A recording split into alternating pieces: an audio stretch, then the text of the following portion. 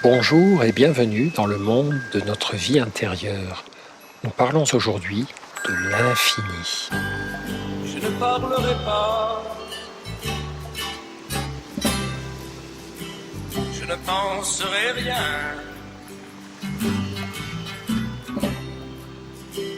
mais l'amour infini me montera dans l'âme,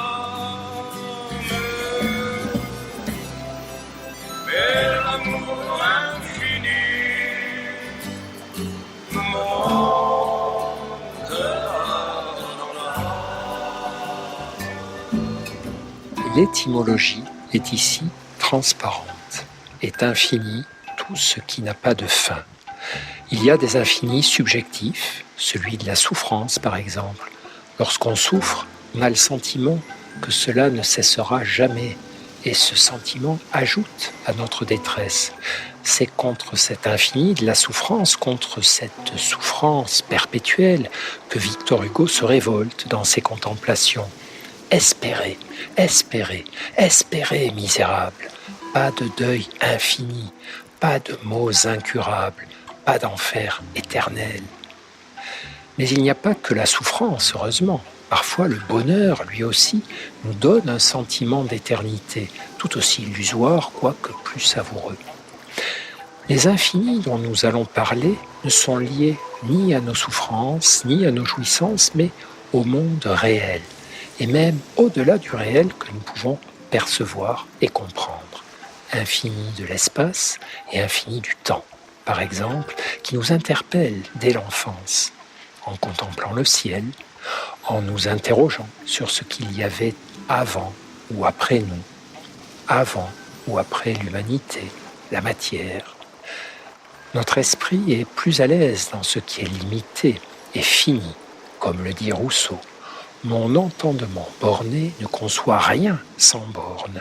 Tout ce qu'on appelle infini m'échappe. On ne peut guère penser ou conceptualiser l'infini, mais on peut en faire l'expérience personnelle, intime, et l'accueil de l'infini en nous provoque bien évidemment un grand courant d'air dans le petit monde de notre vie intérieure. Se confronter à l'infini est ainsi une des expériences les plus mystérieuses que l'on puisse vivre. Contempler la voûte étoilée, par exemple. Face au grand vertige, nous cherchons des repères en nommant les étoiles et les constellations. Puis, peu à peu, nous lâchons ça. Nous nous laissons aspirer par l'essentiel. Nous sommes sur le bord du précipice de l'infini. Que faire ? On peut se jeter dans les bras de Dieu. Lui aussi est infini, mais il sait et il saura, lorsque l'heure sera venue, nous expliquer ou nous rassurer. On peut aussi rester dans les bras du mystère, laisser se dissoudre nos peurs et nos vertiges dans la contemplation, ne pas chercher à comprendre, mais seulement à éprouver et à admirer. On en ressortira chamboulé et apaisé dans cet état étrange de bouleversement calme qui est la marque de la fréquentation tranquille de l'infini.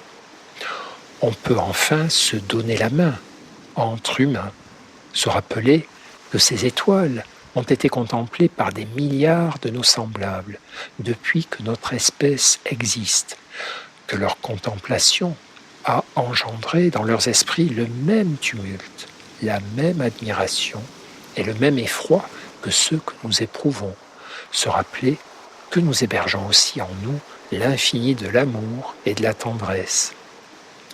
Le philosophe Roger-Paul Droit possède une maison juchée sur les falaises normandes qui donne sur un petit jardin avançant sur l'océan. À ses amis, il explique avec malice « Mon jardin est comme l'esprit humain, étroit, mais ouvert sur l'infini. De notre mieux, restons ouverts, nous aussi, sur l'infini et sur tout le reste. À demain, et ne perdez jamais le lien avec vous-même.